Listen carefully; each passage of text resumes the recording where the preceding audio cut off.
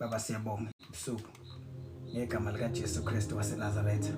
Baba sibonga umusa wakho osenzela wona namhlanje basikwazi ukuhlanganyela ezweni lakho. uNkulunkulu wethu onamandla ukuba uzositshala kabusha. uNkulunkulu wethu onamandla lokhu uthe wena thina sinjengomuthi otshalwe emasangweni. uNkulunkulu wethu onamandla wamila ngaphakathi emagcekeni. Baba wethu onamandla sisazodla izwi lakho. That is our aim, mighty God, ukuba sitshalwe, that we are planted in you, oh God, that we are rooted in you, Father, in the name of Jesus. Father, we say take your place. We say take your place in our minds. Right now, take your place. uNkulunkulu wethu onamandla.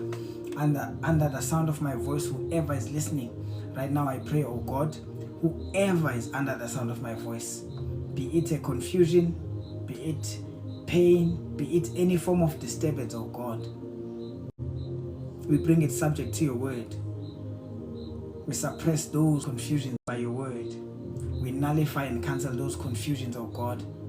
Siphithiphithi sonke siyasithulisa manje ngegama lika Jesu. Sesofunda izwi lenkosi, sesothamela inkonzo, sesokhonza wena Baba wethu onamandla. Sithatha nazi inhliziyo zethu sizinikela kuwe. Sithatha nazi ingqondo zethu sinikela kuwe. We shut the noise. I say peace be still upon everyone under the sound of my voice. Yes, peace be still.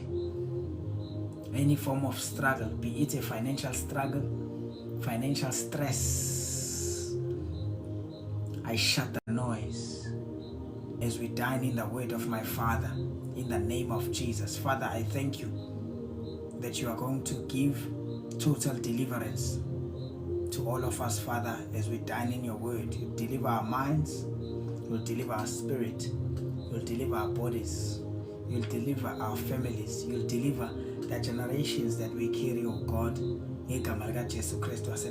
Father, we thank you that after this session we will not be the same. After this session we shall be revived. After this session we shall revive others, oh God, in the name of Jesus. Thank you, oh God, that you are faithful and true to your word. Mighty Father, every word that we utter today, I thank you, Lord, that you will confirm it by your miracles and great works. For you said it in your word, my Father. You said you confirm your word. You confirm your word with miracles, signs and wonders, oh God. We thank you. And Baba says, we welcome your miracles, we welcome your works, your great exploits, we welcome them in our lives. Father, we believe in miracles. We believe in miracles. We believe in signs and wonders. We believe in great and mighty works of your doing. In the mighty name of Jesus. Father, we remove any attitude that tends to doubt your word. Namhlanje ngegama lika Jesu Kristu waseNazaretha, that your name be glorified. Father, manginciphe mina, and may you increase, oh God. Take the throne. Take the throne. Take the throne. In the name of Jesus. Amen. Hallelujah.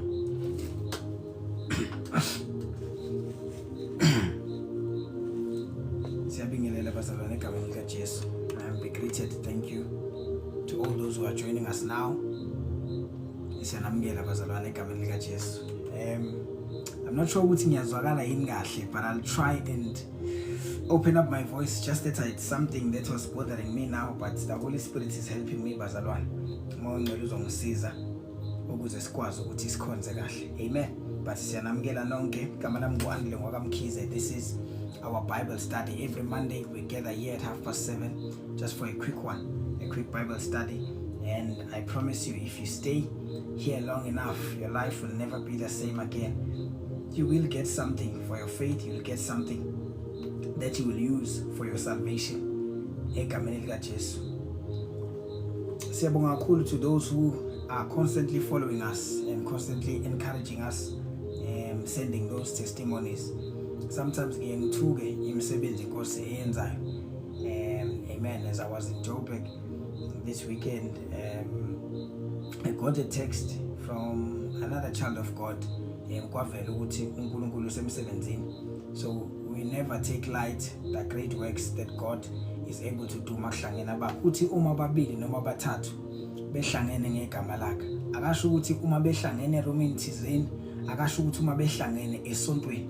So long as we carry this spirit of unity, so long as we unite in one faith, wherever you are, I'm here, wherever I am, wherever you are connecting from, but so long as sihlangene ngegama lakhe, uthi I shall be with them. His presence is confirmed.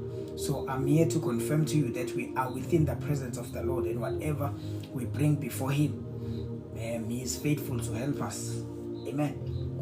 I'm saying this to encourage someone who's believing God for something. God has done some things, great and mighty things, for people who joined these lives. He can do it for you as well. Just believe. Amen. I'm not the one who does the work, but it's the one whom we gather in his name. Amen. He's the one who's able to do exceedingly abundantly above all that we can think, ask. Amen. I won't waste your time today. Namhlanje, I'm just going to say something.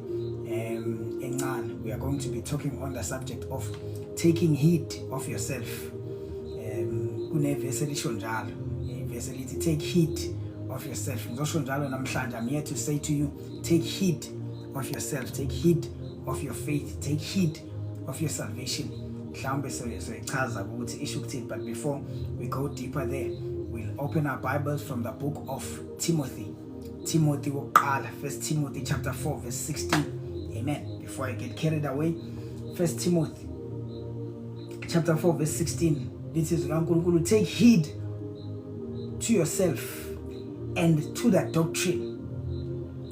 Continue in them, for in doing this you will save both yourself and those who hear you. Shall I say it again? Amen. Did he take heed to yourself and to the doctrine? Continue in them, for in doing this you will save both yourself and those who hear you. NgesiZulu lithi zigade wena nesifundiso sakho. Zigade wena nesifundiso sakho. Amen. Let me try and open it in Zulu, bazalwane. Amen. I don't want to get carried away. Kube ngathi nje silithatha la ithize likaNkulunkulu. Amen. In Zulu, 1 Timothy chapter 4 verse number 16. Ziqaphele wena kanye nesifundiso ume kulezo zinto, ngokuba ngokwenza njalo uyakusindisa wena nabakuzwayo. Ziqaphele wena okanye zigade wena. Ziqaphele wena kanye nesifundiso sakho ume kulezo zinto, ngokuba ngokwenza lokho uyakusindisa wena nabakuzwayo. Amen. This is the apostle talking to his son Timothy. Amen. Timothy wayengumfundisi. He was a junior pastor. He was a gentleman who was called by the Lord, but also under the ministry of Paul, under the mentorship of Paul. Amen. Paul ukhuluma something very important to him. Usethi ke nansi ke into ekufanele uyiqaphele. Ukuthi ke fanele uziqaphele wena. Take heed to yourself and the doctrine. Right? Ukhuluma enye into ke la thina sazi ukuthi mangabe usindiswa ugadwa mhlawumbe ugadwa uNkulunkulu or ugadwa umoya ongcwele, you know. That is how sometimes we perceive these things, but Paul is saying something here. Uti, take heed to yourself. You must take heed to yourself. We are going to talk about that namhlanje quickly, and then sihluka. Amen.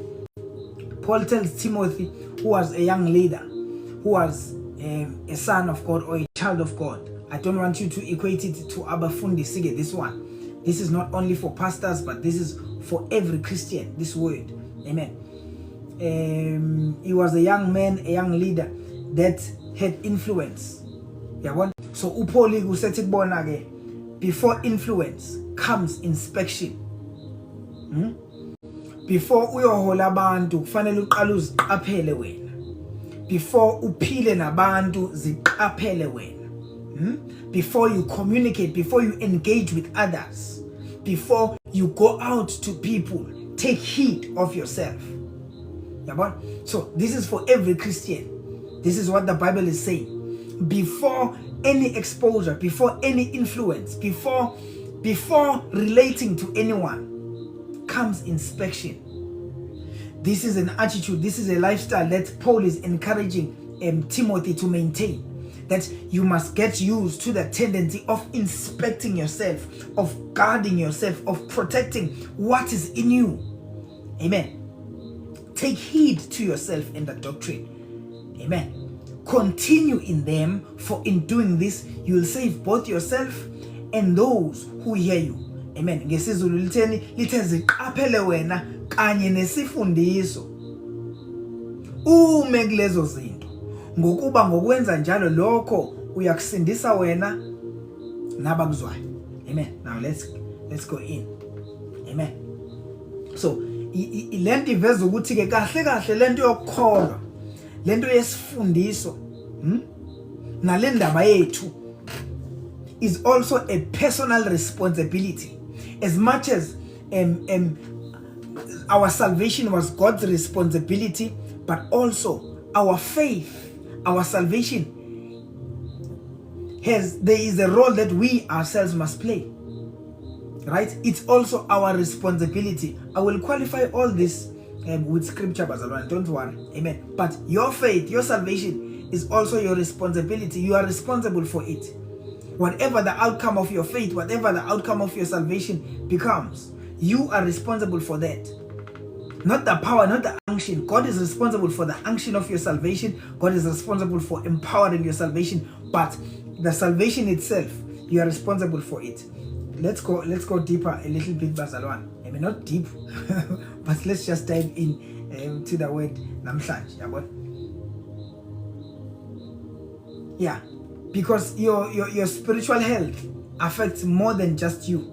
Amen. So it's kaza. But I just want to qualify this with scripture. In this, yes, our faith, your faith, you never did anything. It's not going to sound too complicated. We're just going to make things practical. If you know me, you know I'm all about making things practical. So just bear with me a little bit, right? We don't work for salvation, we work it out, right? Ephesians 2 verse 8, we are sure we are saved by grace through faith. But Philippians 2 verse 12, uthi wonake, we must work out our own salvation. Amen. Okay.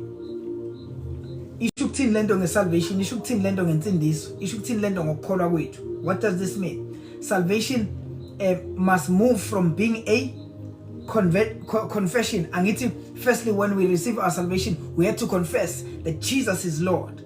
We confess that Jesus is Lord, our Lord and Savior. We believed in our hearts. Yes. But salvation is more than just a confession. It must move from being a confession into being a lifestyle. That is what your responsibility is, right? It cannot just end on your confession so long as you are still on the earth, unless you were that criminal that was crucified together with Christ. That one, there was not much required from him. Only a confession was required. Only his faith was required because he was dying, right? But for you, your salvation must move from being a confession to then being a lifestyle. That is what I mean when I say you are responsible for your salvation. Number 2, it must move from being an encounter to a discipline. Amen. Number 3, it must move from being a moment. You know, some of us, our first encounter, when we first received our salvation, it was an incredible moment. It was an incredible experience.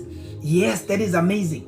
But then it must move. You have a responsibility from moving that, from it being a moment to being maturity. You cannot just carry one experience that happened 10 years ago, one moment that happened 10 years ago. You know, you must mature in that, mature in the moment, mature in the salvation, mature in the faith. Oh, be greeted, woman of God, I see you. Woman of God, Gugu M. Amen. My dear sister, in Jesus' name, amen. Thank you so much for coming through. So now I'm here to say, take heed of your salvation. That is the word that we read today. Amen. Take heed of yourself and your doctrine. NgesiZulu ngiyalithanda ngoba lithi ke mawusuziqaphelile lezi zinto, uziqaphelile wena, waqaphela isifundiso, libe selithi uyama kulezo zinto. Namhlanje we just gonna talk about ways okuziqaphela. Bazalwane, we have a duty, we have a role yokuziqaphela. Amen. Some of us have accounting years. Some of us have a lot of years in the faith. We have a lot of experience now. Some of us have been saved for as long as we remember. Some of us grew up in church.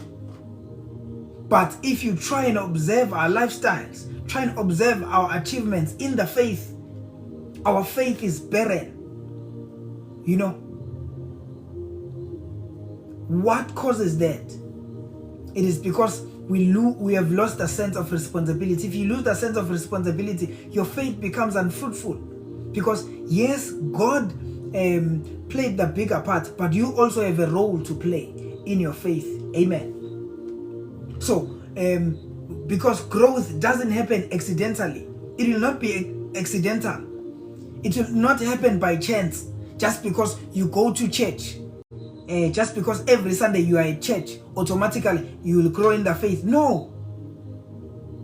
It goes beyond that.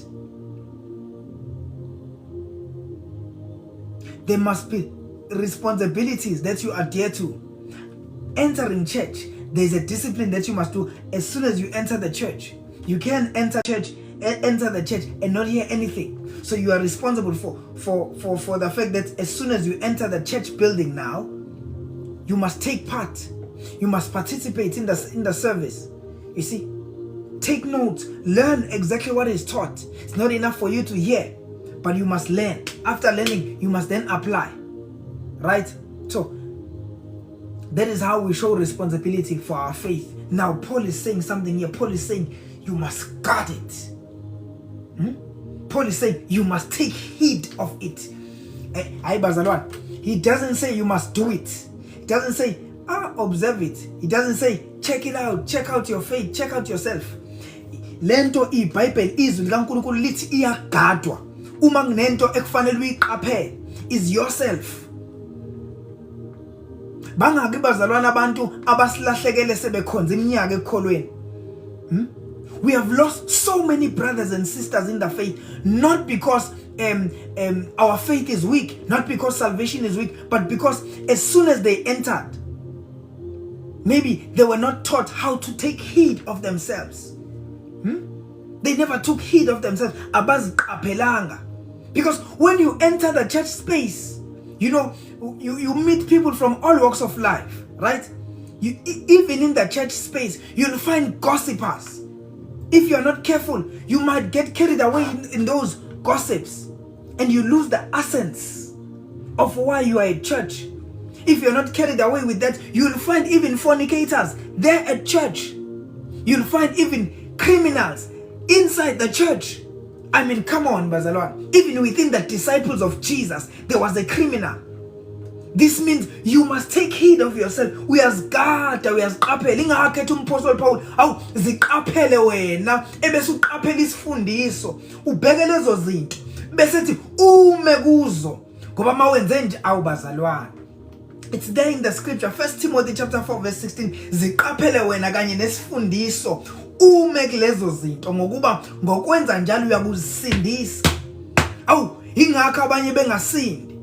Alimala umuntu esengaphakathi because bathe mabefika bafica abanye badlala kanye nabo. It's not awubazala lithi zikaNkulunkulu kuvunyelwe konke kodwa kusizi konke.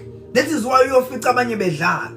It's because ayikho into emelene nokudlala ke kahle esontweni, ayikho into emelene nokuchofa ifone, ayikho alikho ivesi oyolifica lithi ungangeni kuFacebook mawuphakathi enkonzo angeke ulifice. But it doesn't mean mawufica abanye benze njalo. I'm making a silly example bazalwane. It doesn't mean mawufica abanye be busy Facebook during a church service now you must do it. Kuvunyelwe, yes, but akusizi konke.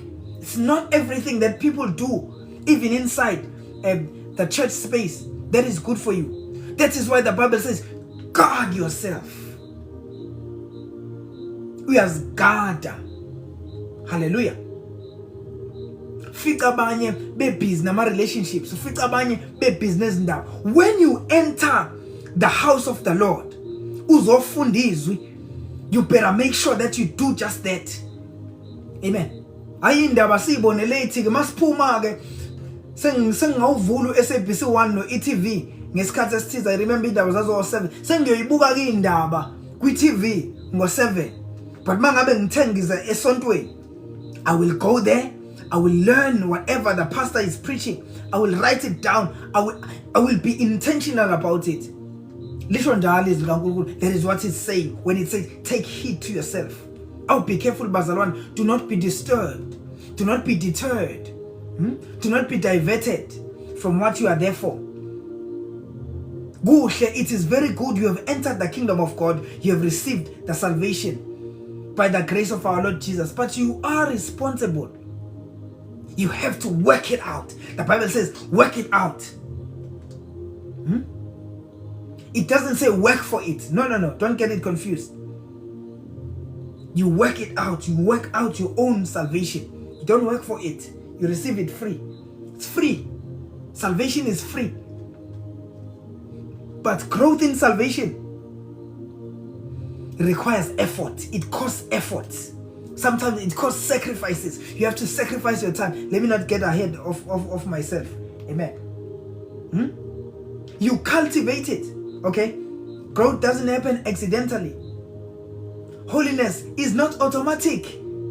There's an effort that you must apply. There's a discipline that you must apply. Maturity is cultivated. This is why ufika umuntu athi na 20 years kuleli sonto, kodwa mawuthi yamcheck akuvuki ngisho ivesi elilodwa. Okay, mhlambe ke kuvuka ubaba wethu sezulwini. Emveni kwababa wethu sezulwini akazi lutho lunye, kodwa indaba zabantu phakathi esontweni uzazi zonke. Amen. Ilabantu esibabiza ngo spiritual mbashazi. Mfundisi uShezo wayebabiza kanjani athi spiritual mbashazi, spiritual dwarfs. They are dwarfs in the spirit. They are counting many years of experience inside the kingdom, many years of experience, but in terms of their lifestyle and discipline, bangombashazi, dwarfs. We cannot afford to be like that.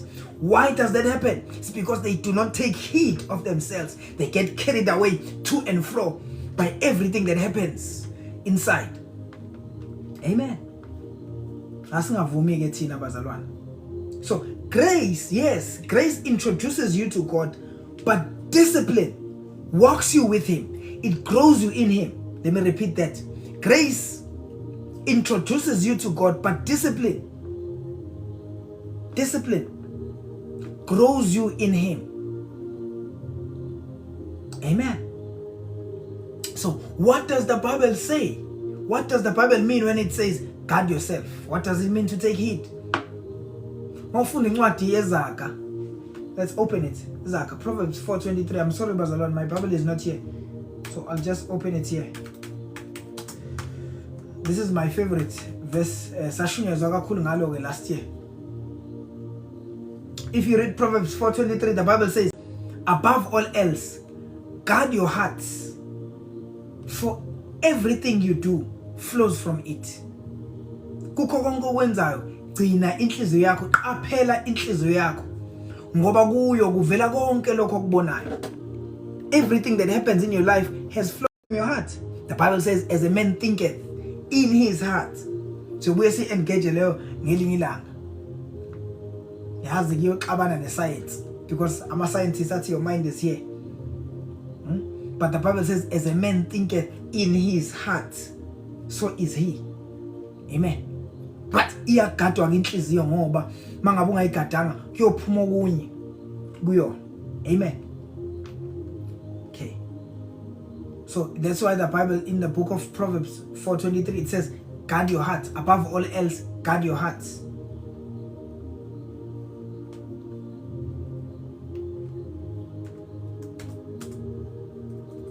First Corinthians 9:27.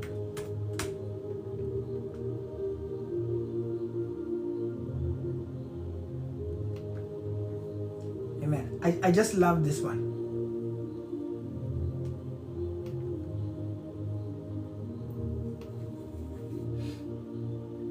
this is, I just want to show you that it's there in the scripture that you are responsible for the outcomes of what happens in your faith. You are responsible for working out your salvation. Amen. Firstly, by guarding your heart. That's your role. You guard what enters your heart. Because if you don't guard your heart, uzongena usibu la enhlizweni. Sibu will enter your heart. We will enter church and Sbu starts worshiping. Maybe Sbu is a worship leader. I'm just creating this character. Sbu, called Sbu. Sbu is our worship leader at church. If you don't guard your heart, Sbu will become your crush instead of being your worship leader there. Yeah, what? So you guard your heart. Some people, it gets like that. I faced a challenge where two ladies were fighting. Two ladies became enemies because I was their crush. One of them was really convinced that no, I'm their husband. Then the other one found out I was their crush. So I was both their crush. I found them fighting. I had to quietly end that fight for no reason. It's a useless thing in the kingdom. You know, this says these people, I was here teaching the word of God, they were not guarding their hearts. Instead of Christ, the Christ that I teach, the Christ that I speak, instead of that Christ entering their hearts, would Andile entered their hearts. I'm sorry, I have to speak about these things, Bazalwane, because they happen. They're for real. So we are got in inhliziyo. Ngoba kuyogcina ngene umfundisi la enhlizweni. Ugcina usumthanda umfundisi, ugcina usumkhana kumfundisi. Ufika ilanga iyang lion izoshumayela ebandleni instead of ukuthi ngene uKristu noJesu ezomshumayela ungene yona la. Uzibona usugcwala kuma DMI. Yabona? No. Even the gentlemen are not discharged. My brother, uyofika usisahlabelele ecaweni. Instead of ukuthi ube inspired by indumiso, uhambe uye enkosini, wena kungena usisi la. Angena usisi la enhlizweni. Uyozibona usugijima kuma DMs zakhe. Oh no, bazalwane. These are the works of the enemy. The Bible says, for we wrestle not against flesh and blood, but against principalities who rule the dark world. Principalities, these are rulers, these are directors of the dark kingdom. It means there is a board, there is a complete cabinet of the dark world. Principals, in rankings, when it says principalities, it's talking about one of the highest ranks, right? So they are principals of the dark kingdom. If our leaders and other leadership roles are able to gather other portfolios, maybe let me take for example our government portfolios, they are able to gather for a meeting and discuss the budget of the country, how they are going to drive the budget of the departments of our country. How much more the dark kingdom? The Bible says the dark kingdom also has principals. So these ones, they also gather. There are meetings that happen in the dark world against you. And don't think when they come these are principals. So these are smart beings. You cannot undermine the dark world, but I'll tell you, there's scripture for this. So these are principals who occupy the highest portfolios in the dark kingdom, who then gather for a meeting and discuss of how they will disturb your faith. So you cannot allow them to use petty things. If the devil wants to move me from this salvation, no, he better bring a storm. He better bring lightning. I better see thunder and lightning. It cannot be girls. It cannot be crushes that deter me from the faith. It cannot be petty things that disturb me from listening and paying attention to a sermon, to what the pastor is teaching. No, Bazalwane. But these are works, these are strategies of the enemy. So that the enemy will just come and disturb you during service and say, no, go check out your Facebook. And before you know it, you are doom scrolling there on your Facebook, no longer paying attention. It was an easy strategy, but that was well planned, strategically planned from the dark world. Ingakho ufica abazalwane ukuthi makuthandaza kwenziwa deliverance emabandleni kuthandazelwa abantu kukhishwa amademon, umfica umzalwane Facebook. Uyabona? Sathana uphuphethekisa ingqondo zabazalwane ubenza bangayihloniphi into zikamoya, bangayigadi inhliziyo. But remember, mangabe ufunda ngedemon, ithi inkosi uJesu idemon liyaphuma. lizula zulu lifuna indawo elizohlala kuyona lize liyohlala endaweni ezomile. But i-demon alibi comfortable malihlele endaweni ezomile, because ithi inkosi uJesu i-demon selikhishiwe emntwini lahamba leyohlala endaweni ezomile liyakhumbula ukuthi lona belinenda ama-demon aba comfortable mayihlele emntwini. Ithi inkosi uJesu liyakhumbula i-demon ukuthi lona belinendawo belihlala kuyona kulo muntu ekade likhishwe kuyena. Bese lithi iBhayibheli liyahamba lelo demon ngoba seliyazi ukuthi mali lilodwa linawo amandla. Liyahamba that very same demon liyofuna abafowabo abayisikhombisa, other brothers, lizobatshela ukuthi hey, there's a better place that you can stay in instead of these dry places. Come, let us go occupy. Bese kubuya the very same demon libuyele kulowo muntu. Yabona ingakho kubalekile ukuthi mangabe kwenziwe deliverance, ukade uthandazela deliveration from a certain spirit, you go and study against that spirit. Study ukuthi how do you deal, how do you overcome, how do you make sure that spirit does not come back to your life, because you will suffer the very same sickness okade usithandazela. Saphuma waphila, thola ukuthi 2 years down the line, a year down the line, ususufferation from that very same sickness. Does it mean ifaith yamfundisi ayisebenzanga? No, you were healed, you received healing that time, but the demon of that rules that sickness came back again.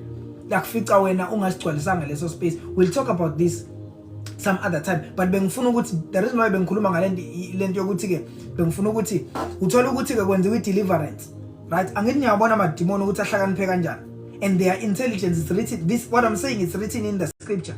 Thola ukuthi ke kuyathandaza ukhishwa abantu ama demon abazalwane sebebusy Facebook, they are not in prayer mode, ba busy bayixoxela. Kuphuma idemon kumuntu othandazela lapha phambili, yini ezolivimba ukuthi lingene kuwena.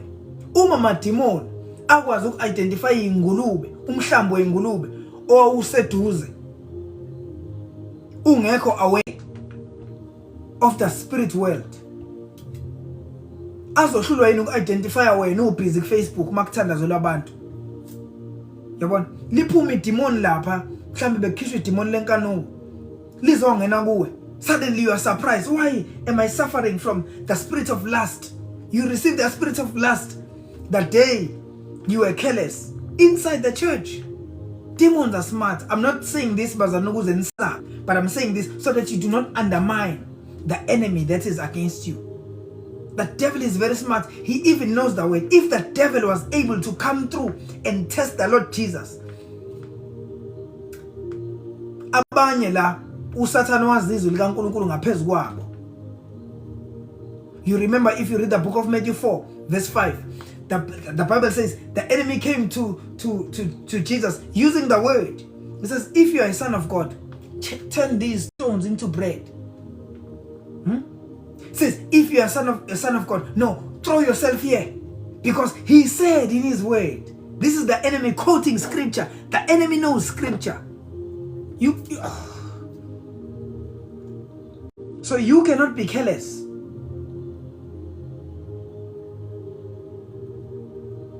You cannot be careless. Amen. You cannot afford to be careless. So, what must you do? You must guard yourself against those things. So, make sure you are not careless. That is why you find scriptures like in the book of Galatians chapter 6 verse 6. Lalithi khona iBhayibheli ofundiswayo makahlanganyele nalo mfundisayo kuzo zonke izinto ezinhle. In other words, umfundisi wamangabe sathandaza sakhipha amademon. Ngisho ngathiwa mina it's not my favorite part of the service, indaba yokukhishwa kwamademon, but mighty we are praying. I must be in prayer mode until iqede ukuthandaza ukuze uSathane angayithola indawo empilweni yami. Galatians 6:6 ofundiswayo. Galatians 6 verse 6 ofundiswayo makahlanganyele nalowo mfundisayo kuzo zonke izinto ezinhle. Amen. Okay, let's come back. Let's come back. So, yeah. So uSathane is seeking to devour you. But he seeks access. So what must you do? You guard your life. How do you guard your life? We are guard my thoughts. You examine the thoughts. Examine the thoughts that enter your mind. Angabi khona thoughts nomcabango obasengqondweni yakho ungawu-examineanga. Ngisho ngathi ubucabanga ukuthi ayi muhle lo mbalo lapha emva kwaphuthi andile ublue. Examine it. Let no thought enter and rule in your mind without being examined, right? So this is you being aware. Namhlanje I was having a conversation with one of my sisters, and she spoke about being self-aware, so that we are emotionally intelligent. Bekhuluma nge-emotional intelligence. Sethi-ke kubalekile ukuthi ube self-aware, be self-aware of everything that occurs. Uyabona empilweni yakho before ugijimela ukuphendula izinto, just be self-aware. Sometimes noma uyizithola uphendula kabi ebantwini kanti you were not self-aware ukuthi sekutriggerishe i-trauma yakho yakudala. So being self-aware iyakwazi ukuthi uziqoqe and not act out of character. Uyabona? Yeah, besikhuluma ngento enjalo. So now ke allow no thought to rule or reign in your mind or to dwell in your mind. Examine every thought, every statement ozoskipper. Akuphuma statement that you've already examined. Ungavami ukukhuluma into ungayicabanganga. Cabanga into examine ukuthi mangiyikhipha kanje izofika kahle nemntwini. This is you guarding yourself. Yabona? Automatically ngokwenza njalo siyancipha isibalo sabantu aba-offendekayo wena mawukhuluma. Yabona? So examine your thought life. Yabona? Guard your thought life. Awubazalwane kushizwa akusho mina. Lithe izwi, take heed of yourself. Ziqaphele wena. This is you uziqaphelayo. Take heed. Guard your private habits. Kunama habits esiwenzayo are private. Esingawenzi phambi kwabantu. Zigade izinto ezifuna ukuthi njalo mawuzenza uyifihle ebantwini. Angisho ukuthi asingabi nazo imfihlo kubalekile. Yabona? But zigade, examine them ukuthi njengoba lento le ngiso eager kangaka, I'm so eager to hide it from people. Why? So guard your private life, because abantu abaningi ababulawa izinto abazenza in public, but most yabazalwane balinyazwa izinto abazenza in private. It's because their private life is not examined. Especially young people. At church or in front of us, you are this respectful young person. Privately, you are as wild as a pig. Amen. Banama accounts, they have secret Instagram accounts, they have all these things. I've been young. I help young, it's my ministry. Young people are my ministry, so I know what I'm talking about. Amen. So all this will happen if you are not able to guard your private life. So don't let it go discharged. Also examine it, guard it. Guard your spiritual consistency. Amen. Mahlophe incwadi sivule incwadi kaTimothy oqala chapter 4 verse 16. La khona lithi zikaNkulunkulu ziqaphele wena kanye nesifundiso ume kulezo zinto. Ngokwenza njalo uyakuzisindisa wena usindise nabakuzwayo. Amen. 1 Timothy chapter 4 verse 16. Take heed of yourself. Take heed of yourself. Take heed of yourself. Guard your spiritual consistency. Ugade yonke into nawe. Ugade nje attitude yakho, attitude osunayo ngesonto. Suddenly wena sekuyakubhora ngesonto check ukuthi ifike kanjani lonto. Yabona? Don't let any feeling, guard your feelings. Guard your desires, your emotions. Suddenly wena sekunomzalwane sekuvele nje ukucasula ukuthi abe sebukhoneni bakho. Njalo nje nomzalwane mekwaqhamuka sengaza zathi ungavela usuke unento ecasukayo. Guard your, examine yourself. Mase kuzizwa izothi mangabe if you are guarding your emotional process, your emotions, right? Izothi mayenzeka lonto, then you are able to be self-aware. Uzibuza ukuthi awu why ngicasuka kangaka. Yabona? Then you deal with that part, because ungakholwa lokho. Lithi iBhayibheli, you can't say you love God ongakazi umbone kodwa uzonda umfowenu ombona mehla namalanga. So let no part of you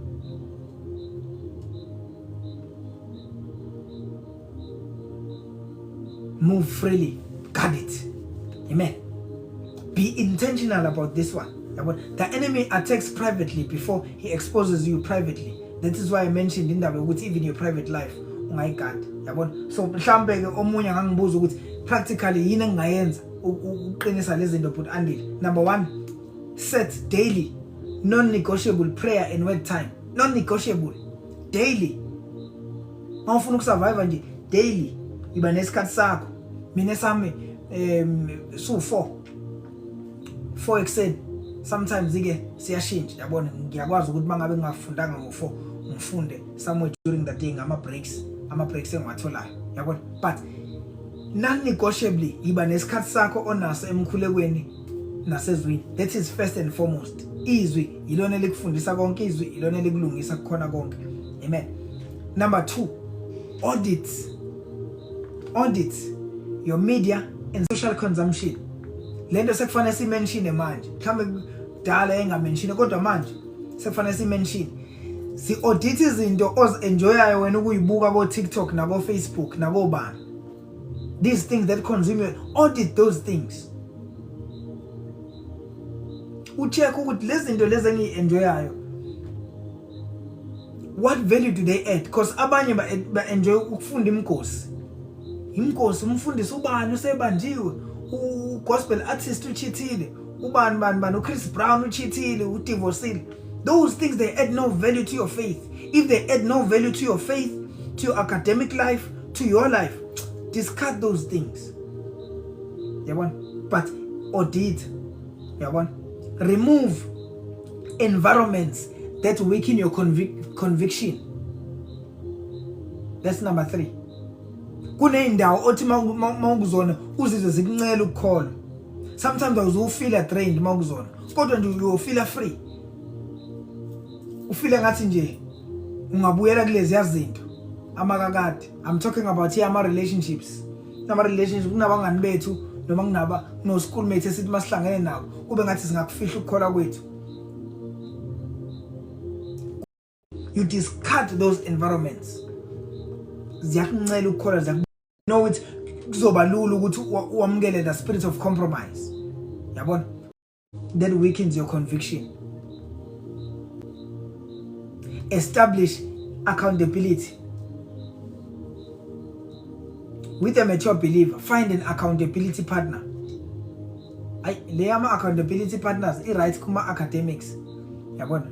Nabasha mina ngokwami bazalwane, this is ngokwami.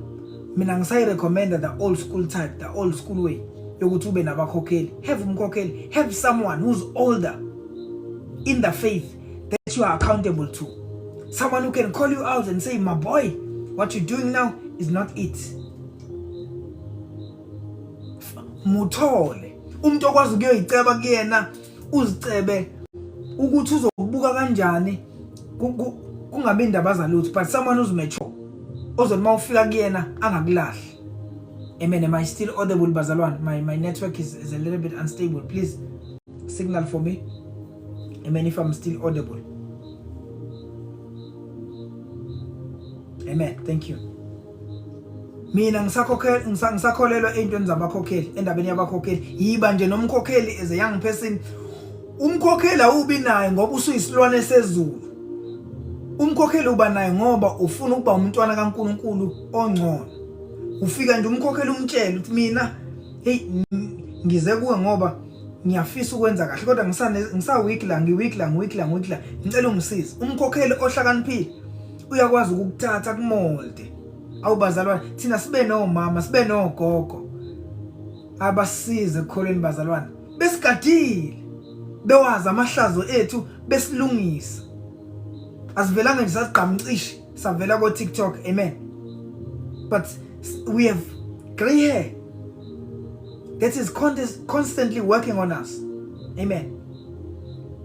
So find a mature person ozoba accountable again. Mina ngisarecommenda lokho, but abanye ba recommend ukuthi uthole accountability partner. Inkinga ngomngani wakho, sometimes kunezinto esibhekana nazo othola sezingaphezulu komuntu olingana nawe, because asifani ama experiences esiba nawo empilweni asifani.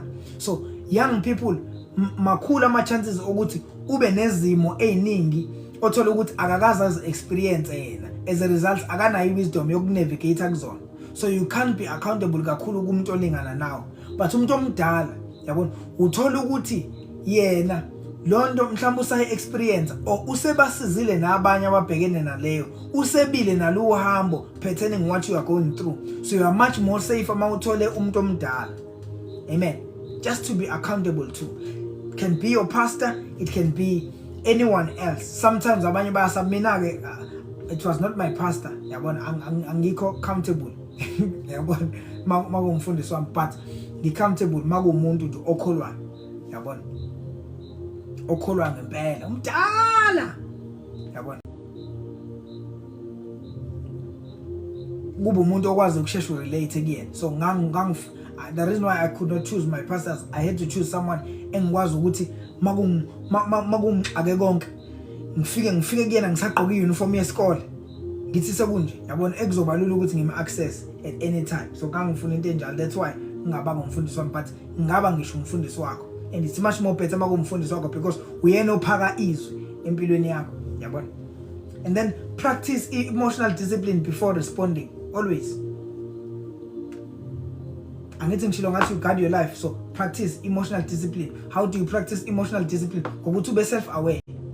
Qala ube nje self aware of ama traumas akho, izinto wena ezike zangakuphatha kahle, so that mangabe usukhuluma noma urelate nabanye abantu mabe kutriggerisha ukwazi ukubona ukuthi this one kahle kahle la sekukhuluma iwound, sekunezinto esibiza ngama soul wounds, so sekuyi soul wound ekhulumayo la, so angingakhulumi kanje.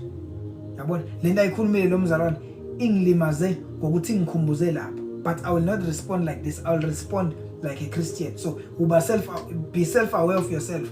Take time, observe yourself. Mawunomntwana, take time ucheck ukuthi iziphi izinto ezikulimazile emntwaneni bakho, mhlambe ezenziwa abazali bakho zaba yisilonda bengaqondile.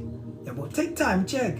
Kunosisi la okukhuluma into enhle kanjalo la ukuthi as parents kunzima ukuthi sihaga abantwana bethu. Why?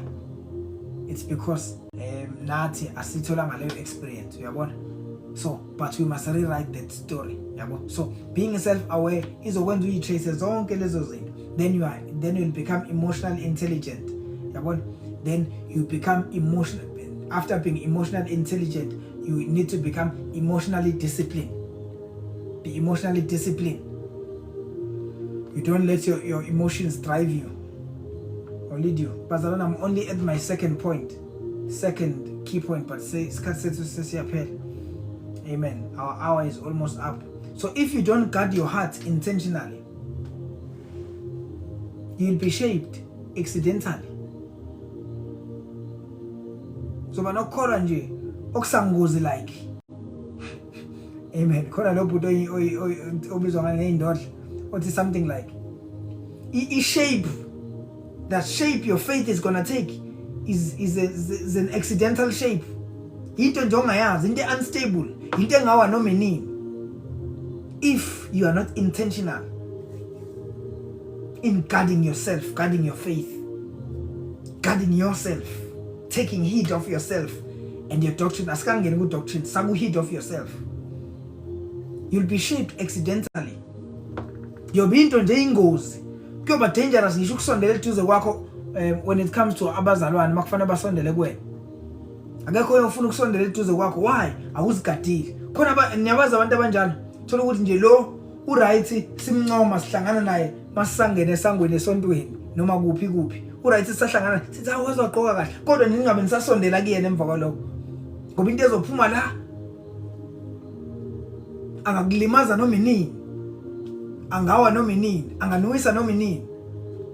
Yabona, those are people who are shaped accidentally. Igama le shape yempilo yabo, igama le shape yokukholwa kwabo u-accidental. But you must be intentional.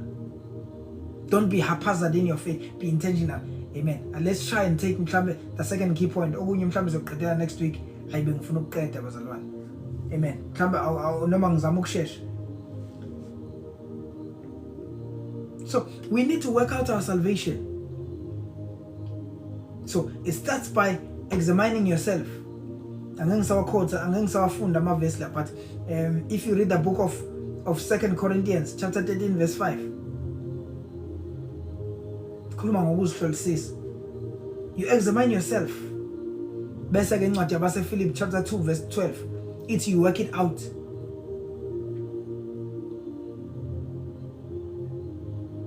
Be responsible. Irresponsibility onayo is to work out your salvation. ukuthi ube guard. Monitor your own self, not others. Stop monitoring other people's growth. Audit your own life. Uzbuze, am I growing? Am I maturing? Am I becoming more like Christ? Or am I just active? Am I just active? With church culture? Am I a traditional Christian? Am I growing? Ask yourself those questions. Amen.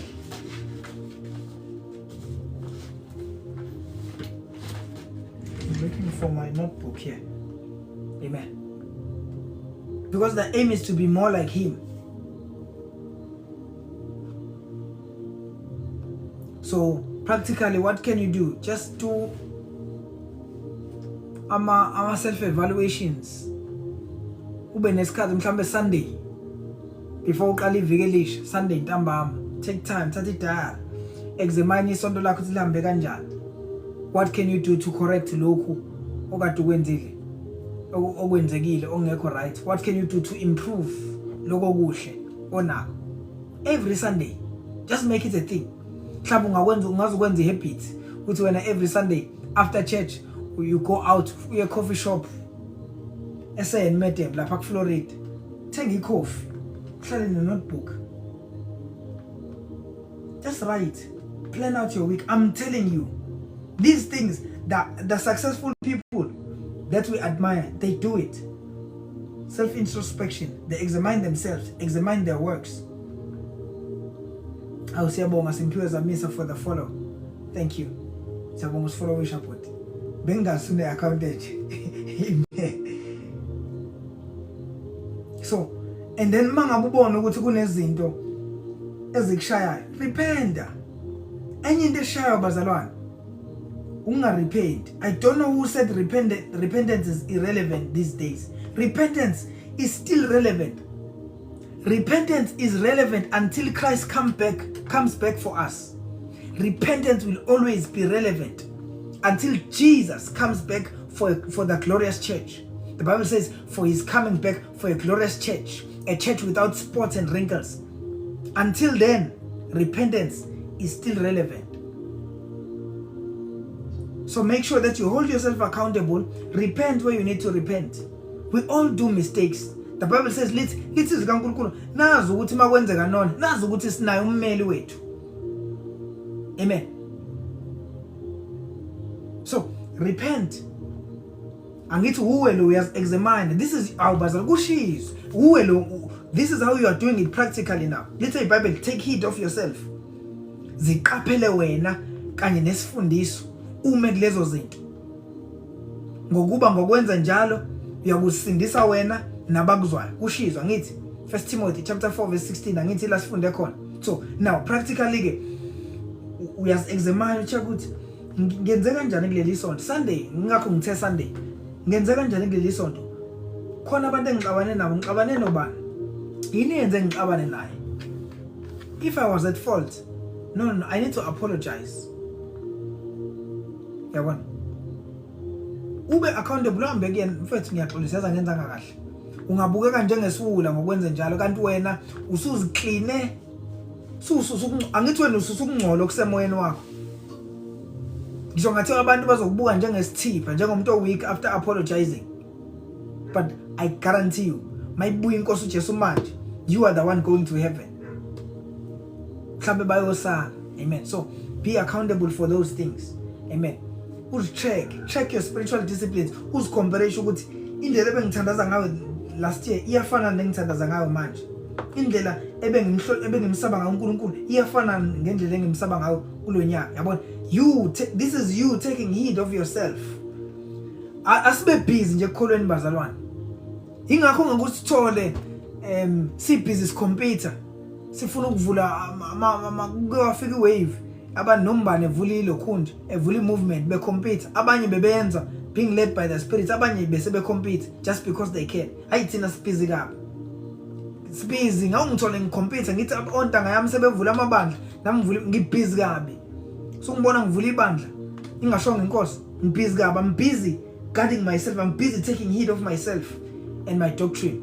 Ngcono ngingene ngale nemqhele nokuthi ngingene nezimendlela ngingene netitle okuumpostile, apostle andile, self-appointed apostle, because these days we have self-appointed pastors, self-appointed evangelists, self-appointed apostles. Sibhizi nje bazalwane, sibhizi siyadisciplina, sibhizi siya-examine, sibhizi we are checking our spiritual discipline. Iba busy mzalwane, iba busy. Lungisa ukukholwa kwakho, working yourself out bazalwane, kushizwa kusho mina, work out your own salvation. Amen. Amen. Amen. Dr. Nhleko. Amen. Amen. Avoid comparing your spiritual journey with others. Avoid doing comparison. Invite spiritual correction from leadership, mentors. Iba nabakhokheli angabi yedwa umkhokheli, ababe baningi. I promise you, your life will never be the same again. Impilo yakho yobigadiwe. I mean, I've had drastic changes in my life past couple of years. Into engisize ngaba saying, because lento le the happenings abezokwenza ukuthi ukukholwa ngikuyeke, kodwa ngenxa yabantu abadala inkosi engibeke phambi kwabo bangilonda athi noma ngilimala bangigada. Ngiyakhumbula omunye omdala my prophet wangibiza wathi come mfana wami, kwathi njengalokho umzali athi mayithuma ingane ebusuku athi aloke itshele ethi hamba ngiyakubona, athi noma engasayibona isikude ebumnyameni le aloke ethi hamba ngiyakubona, uthi nami ngizosho njalo kuwena ngithi hamba ngiyakubona, hamba, I'm watching you, ngiqaphile, qaphe ngomthandazo. We need those kinds of people in our lives. Angazi ukuthi ngabe mhlambe impilo yami ibe yini lezi nyangana. Amen. So invite spiritual leadership and correction, spiritual guidance from your elders. Awulahli bavumele bakulawule, ngisho mina laba abahleli ngomoya abadala, your fathers in the faith, your mentors in the faith, bavumele bakulawule, bavumele bayishape lento. Because you know, each time a young person as a leader, I'm saying this because I'm a leader, each time God will bring someone before me, umoya ongcwele uba nendlela nje yokumbula umuntu ukuthi lo kufanele abe la ku destiny yakhe yilapha la iyakhona. And if you are a leader, any pastor, uyakwazi ukuzibona izinto ekusuke kufanele zilungiswe, kusuke kufanele expose kuzona, kusuke kufanele umlekelele kuzona umuntu. In that way you assist them. So be close to abantu abadala in the faith. Don't be afraid. Sabu ukuthi awuzongibona ukuthi ngisabheda. In fact, you are much more better mawuzazi ukuthi usanendawana engalungile. Expose those parts kubona. I'm telling you, great leaders, they enjoy encountering ama vessels are imperfect. Because sebeyawazi ukusebenza kaNkulunkulu elungisa izitsha ebezifanele ukulahlwa. Mina nje I enjoy meeting weaker vessels because I've seen God shape vessels that were weak, sometimes using me. Amen. So invite spiritual correction, leadership. Big sisters abakade bakhona iba nabo. Don't be limited to only your pastor. Just be careful ukuthi isifundiso sabo ungabi isifundiso esithe. Yabona? But ngisho mina abantu abazoqapha ekukholweni, baqaphe inkambo yakho, baqaphe impilo yakho. Find those people. Yabona? Yeah.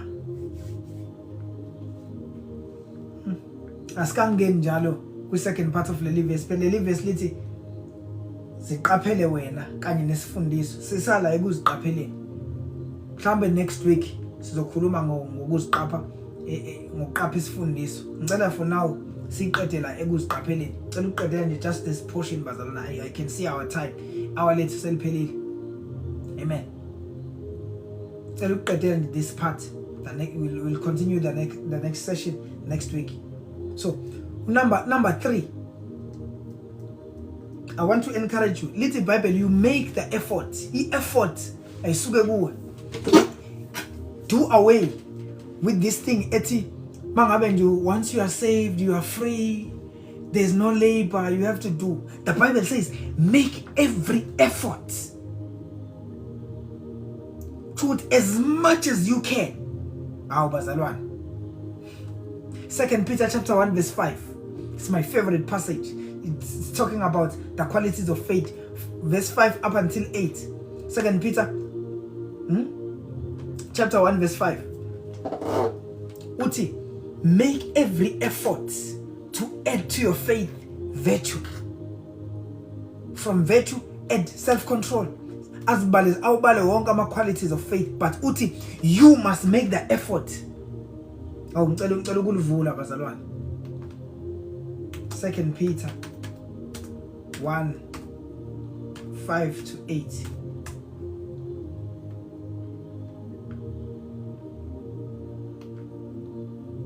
Amen. Uti, for this very reason, make every effort. Not what God will make the effort. Who makes the effort? It's you. You make every effort to add to your faith goodness. After you've added goodness, you continue, make effort. You add in knowledge. Shuthi kuyenza kumzalwane amukela inkosi asindiswe, you get saved, but you are not entirely good. There are still bad habits you have. Therefore, the Bible says you must make the effort to then add to your faith goodness. Abantu mabangabona ukukhohlakala kumixene nokukholwa kwakho. Uyakholwa wena kodwa akekhohlakele. No, you make the effort. Ukuthi bonakala goodness. After goodness, the Bible says you add knowledge. Ukukholwa kwakho mangabonakala njengento eyithipha. Awusuka. uNkulunkulu unginike inkosi inginike message enamandla for a church I'm invited to preach beyond. So I'm still praying about it, but I will share the message in due time. Amen. But you must add knowledge to your faith. After adding knowledge, the Bible says, add self-control. Make every effort. And it will say, you make every effort to add these qualities to your faith. You are the one who's required to make the effort. After adding self-control, you make every effort to add perseverance. Yen the effort. You are the one who's supposed to make the effort. Awuthi nje mawumkela inkosi uJesu bese ethi akuphi isithelo sokubegezela automatically usuyilo mzalwane okwazi ukubegeza. No. Make effort. Should lento izoqala kancane ibe njengemasela lokho elikhulu. Make every effort.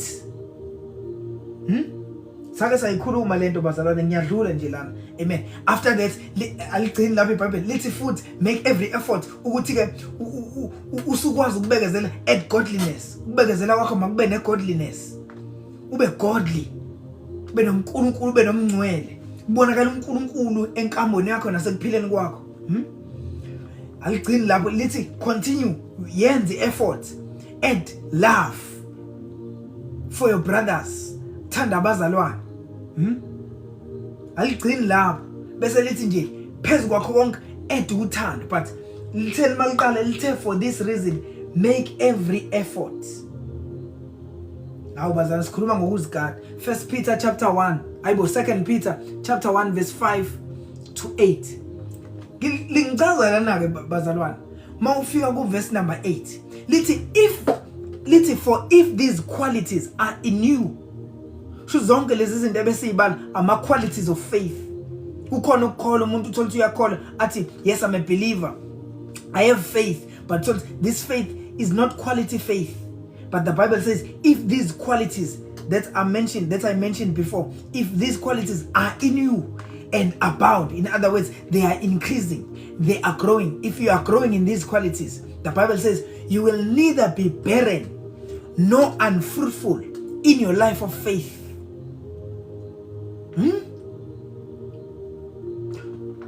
Go read it. Verse number 8. Amen. Uthi nge-NIV, for if you possess these qualities in increasing measure, In other words, if you keep growing in these qualities, if you keep on making effort to grow in these qualities, they will keep you from being ineffective or unproductive in your knowledge of our Lord Jesus Christ. Kunabantu abazalwane ngendlela unproductive, ngendlela useless. They are useless Christians because ukukholwa kwabo akusizi umuntu. Bayakholwa kodwa babathanda abazalwane, abakwazi ukuthanda abantu, abakwazi ukulekelela abantu, abakwazi ukubekezela. Their faith is useless. Bayamazi uJesu but their knowledge of the Lord Jesus is useless. Kushizwa kusho mina lithi they will keep you from being ineffective and unproductive in your knowledge of our Lord Jesus Christ. Amen. Okay, let's come back. Amen. So lento yokuzigada ke idinga effort yakho. I'm mentioning this scripture ukuze ngivezele wena ukuthi umsebenzi wakho to work out your salvation akona umsebenzi wenkosi. Mawulala nje lala 10 hours a day, uvuke kwenze lokho kwenza ubuka iTV ama-hour, ungathandazi, ungacabanga ukuthi automatically the more you grow, the more zande insuku, the more under ama-sessions owa-attendayo esontweni automatically usuzoba umzalwane omkhulu. No, you must make the effort. Ungacabanga ukuthi yenzeka automatically lento. Doesn't. Faith must be developed intentionally. So do it practically, bazalwane. Mhlambe lastly, because the other one so enter next week. Mhlambe lastly, you also work on your kingdom morality. Sesiyavana. Lisizi kaNkulunkulu ningalingisi lelizwe. Shall we open it? Romans 12.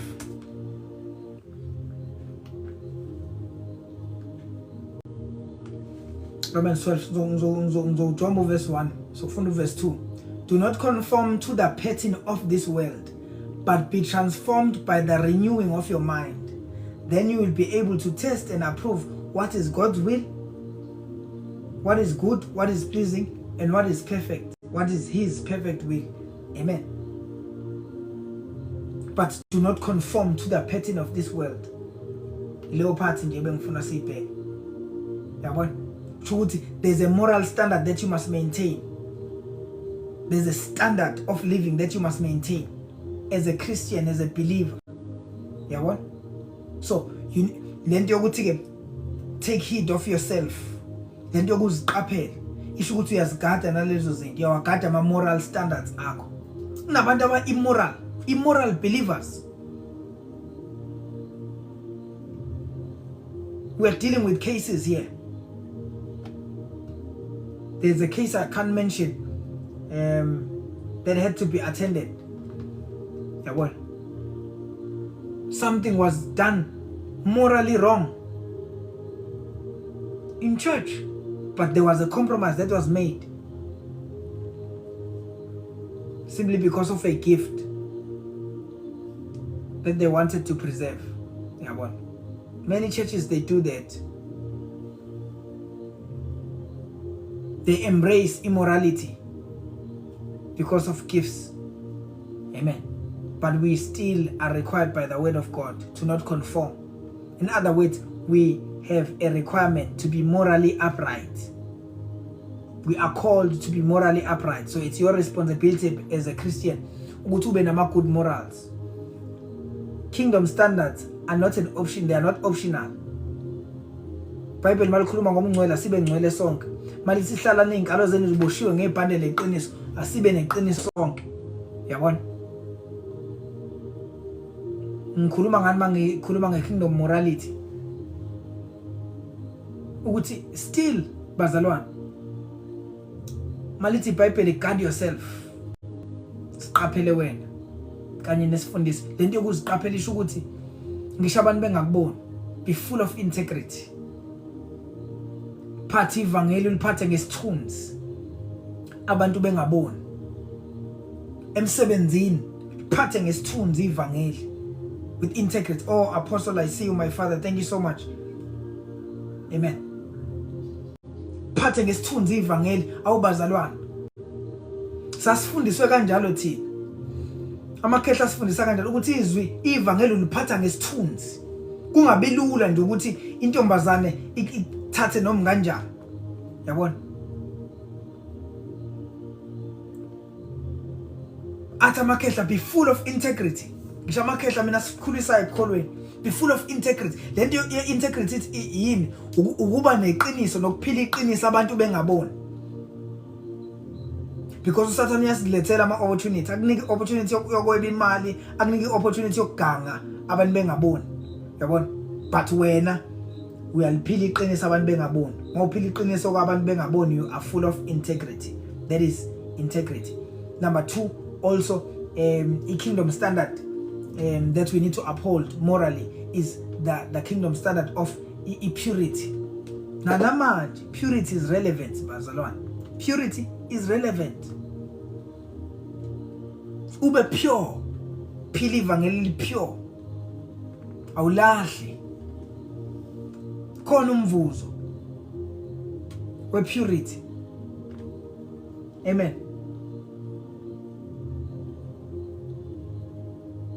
So zigade, we are living in perilous times, living with a perverse culture, perverse traditions, the things that are happening within our midst, bazalwane, as believers. But we still have to hold the moral standard of purity. Iba pure. Naphakathi kwabo bekhohlakele. Mhlambe sebengakubuka njengesulo. But awulahle enkosini. Awulahle. These days utrend izinto ezibhedayo, utrenda ukuba nabantwana outside marriage. Awusuna ingane engaka? Anginayo. Awuna ngane umngaka. Ya izwe linawo umkhuba ukuthi likwenza ube embarrassed ngokuphila iqiniso. But nevertheless be pure. Amen. Zigcine nje hlala ngento awubazalwane mina ngisalikholelwa kulelo vangeli. Keep yourself pure. Hlala ngentombi. Hlala ngensizwa. Ube ngcwele nje, ungathintiswa.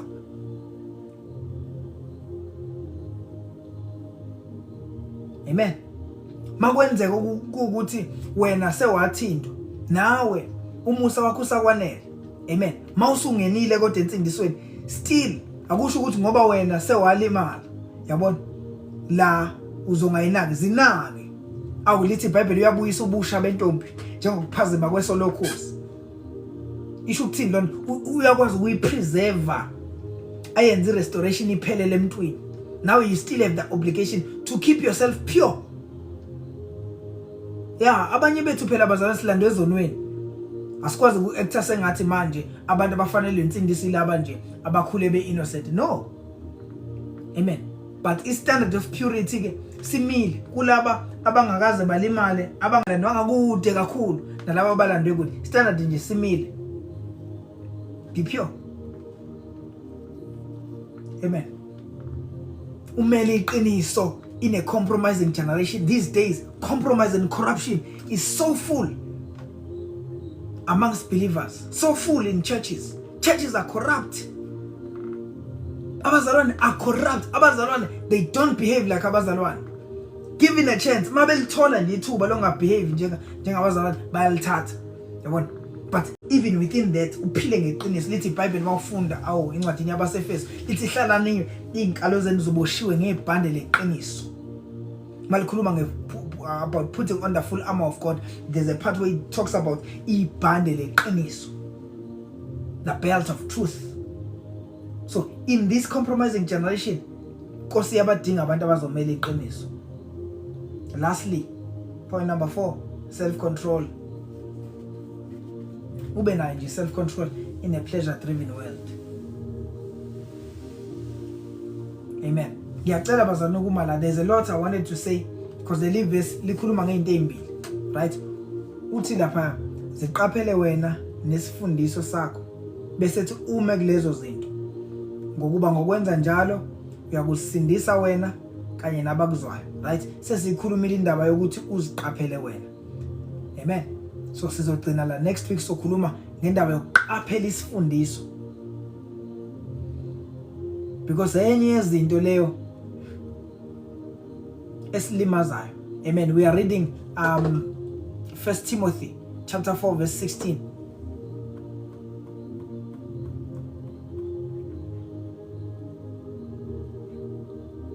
First Timothy chapter 4 verse 16.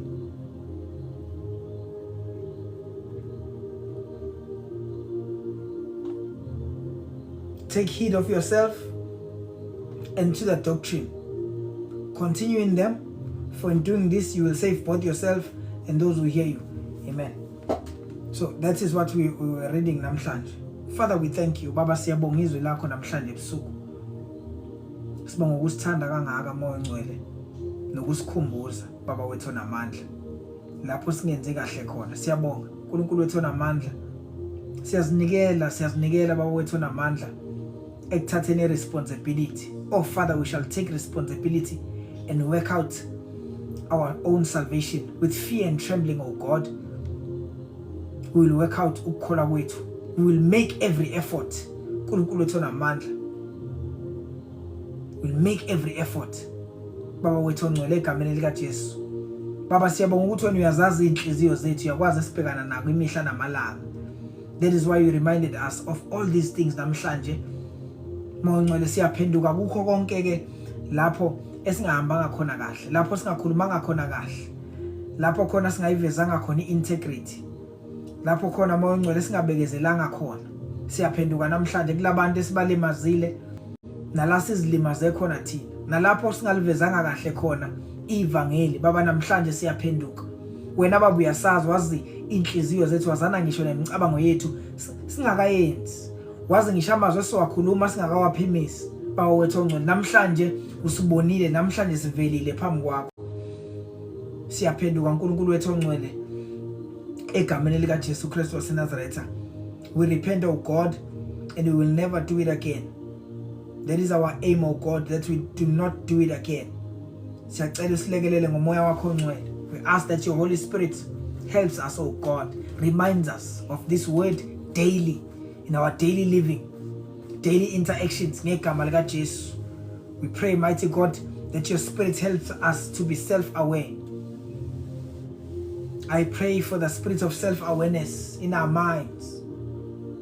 Oh God, let everyone under the sound of my voice gain the ability of being self-aware, gain the ability of being emotionally intelligent, that we do not lose our way and our walk phambi kwakho ngegama lika Jesu. Father, we pray for wisdom yokubheka izinto ngobuhlakani upon everyone that is under the sound of my voice. I declare that wisdom, oh God, in the mighty name of Jesus, the wisdom that supersedes emotions ngegama lika Jesu Kristu waseNazaretha, and the courage to walk in truth egameni lika Jesu Kristu waseNazaretha. Siyabonga uNkulunkulu wethu onamandla ukuthi lisizwe lakho uma siyishiya wena uthembekile ukuba usithethelele.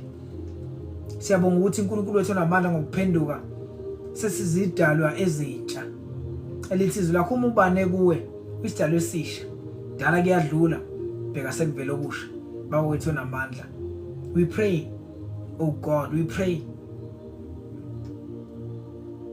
for strength, oh God, to stand in the faith in the name of Jesus. Anyone here who had a limping faith, oh God, whose faith was shaken in the foundations, namhlanje uNkulunkulu wethu onamandla, we speak restoration ekholweni kwabo. Siyabonga ukuthi wena Nkosi yethu engcwele usuba restorile. Their foundations are stronger, their stance is stronger in the faith. Sebeza lumele iqiniso. Siyabonga ukuthi they are strengthened now ngegama lika Jesu Kristu waseNazaretha. Sibonga ukuthi ngezwi lakho ufakile ikhonkwane uNkulunkulu wethu onamandla in our foundations ngegama lika Jesu. Everyone under the sound of my voice, in the name of Jesus, Thank you, O God, that as we walk out, we shall be your representatives in the mighty name of Jesus. Father, and we thank you for healing. Sibonga ngokuzwa nje izwi lakho namhlanje siphile ngisho emoyeni, sigcina ngokuphila emoyeni, siphilile emphefumulweni. Siyabonga ukuthi ukuzwa izwi lakho asigcina ngokuphila kumoya nasemphefumulweni, but even our bodies are healed. Thank you, O God, that everyone under the sound of my voice has been healed, even in their bodies. No headache formed against them shall prosper. No arthritis formed against them shall prosper. No cancer formed against them shall prosper in the name of Jesus. For you said, O God, in your word, you were wounded for our transgressions, bruised for our iniquities. The chastisement of our peace was upon you, and by your stripes we are healed, O God, in the name of Jesus. We thank you for healing, permanent healing. We thank you. And we pray, O God, let your name be glorified in Jesus' mighty name. Hallelujah. Hallelujah.